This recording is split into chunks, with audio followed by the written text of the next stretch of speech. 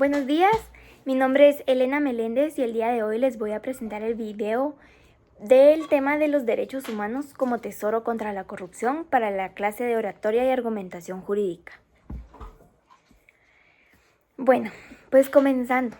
Los derechos humanos son un estándar ético que ayuda a prevenir la corrupción. La corrupción es algo negativo para los disfrutes de los derechos humanos y puede ocasionar problemas como la pobreza, la desigualdad y afectar a las personas más vulnerables como lo ha hecho actualmente. Existen bastantes mecanismos internacionales de derechos humanos, como lo es el Consejo de Derechos Humanos de las Naciones Unidas, en donde se pone más atención a los Estados miembros para prevenir y suprimir la corrupción. Este problema de la corrupción tiene un impacto directo en el ejercicio de los derechos humanos, por lo que los derechos humanos deben tener un estándar ético importante para prevenir con todo esto, pero abordarse desde el tema desde el nivel institucional como individual. Algunas de las palabras importantes que yo estoy mencionando puede ser la palabra corrupción, confrontar, derechos, personas. Por ejemplo, la corrupción es el abuso de poder para obtener un beneficio. Esta investigación que se realizó, y esto que yo les voy a comentar, pues tiene algunas palabras clave junto con sus fuentes, como lo es el Consejo de Derechos Humanos de las Naciones Unidas. También se hablará de los argumentos y planteamientos que hay desde la idea de la hipótesis. Entonces voy a comenzar. ¿Cómo combatir la corrupción y la manera de fortalecer los derechos humanos que son afectados por esto? Bueno, pues la corrupción es un problema que ha afectado el disfrute de los derechos humanos desde siempre, así como los mecanismos internacionales de derechos humanos. Este problema rebaja los valores éticos y morales en la sociedad. Cuando los funcionarios públicos se involucran en estos actos, se viola la confianza de la ciudadanía y debilita la integridad de las instituciones. La corrupción puede generar el problema de la desigualdad y la pobreza. La lucha contra esto debe basarse en el respeto y la protección de los derechos humanos, que son muy importantes. Pero, ¿qué se necesita para implementar y garantizar esto? Pues se necesitan los esfuerzos y las respuestas contra la corrupción, que todos estos esfuerzos y respuestas sean coherentes con las obligaciones en materia de derechos humanos y que tengan un enfoque centrado en las personas afectadas, que somos muchos. Es importante fortalecer la ética en el servicio público y asegurarse de que los políticos y funcionarios internalicen los valores éticos. ¿Esto qué implica? Esto implica establecer principios éticos claros y promover una cultura de integridad y transparencia con todas las instituciones.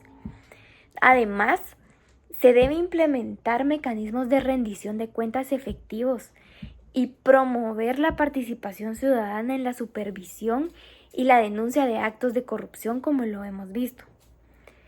Al implementar esto se podría reducir los problemas como el bajo acceso a servicios básicos, la vivienda, la educación y otros derechos relacionados con las condiciones de vida. Además, la corrupción puede generar pobreza, como lo mencioné anteriormente, lo que afecta negativamente el goce de los derechos humanos de muchas personas vulnerables a este tema. Pues bueno, el fortalecimiento del Estado de Derecho tiene la participación ciudadana, la transparencia, la rendición de cuentas, la educación y conciencia, y algo muy importante que es la cooperación internacional. Estos son elementos clave para combatir con la corrupción y fortalecer todos estos derechos humanos. Sin embargo, es importante tener en cuenta que cada contexto nacional puede requerir enfoques específicos y adaptados a sus circunstancias particulares. El Estado de Derecho es el principio en donde las instituciones y entidades públicas y privadas se someten a la promulgación para hacer cumplir por igual las normas y los principios internacionales de los derechos humanos. Otra palabra clave que yo mencioné fue la palabra de la participación ciudadana. Este es un derecho que tienen todas las personas a participar en la toma y en la realización de las decisiones públicas para poder resolver problemas de carácter nacional e internacional. Otro término que es muy importante, que es clave, es el término de la cooperación internacional. Este es clave porque tiene la relación es la relación que hay entre dos o más países. ¿Esto para qué es? Esto es para la organización de la sociedad civil, con la meta del desarrollo de actividades y acciones entre las naciones y las organizaciones. Bueno, pues aquí quise llegar con todo esto. Considero que es necesario fortalecer los valores éticos en el servicio público y privado y asegurar de que los políticos y funcionarios aprendan de estos valores. Además, esta lucha contra la corrupción necesita una reorganización de todos los sistemas que participan en la vida social. ¿Esto qué requiere? Esto requiere implementar estrategias institucionales y promover una ética de la responsabilidad en los espacios públicos. Es muy importante fortalecer la ética en el servicio público y asegurarse de que los políticos y funcionarios internalicen todos estos valores. ¿Esto qué implica?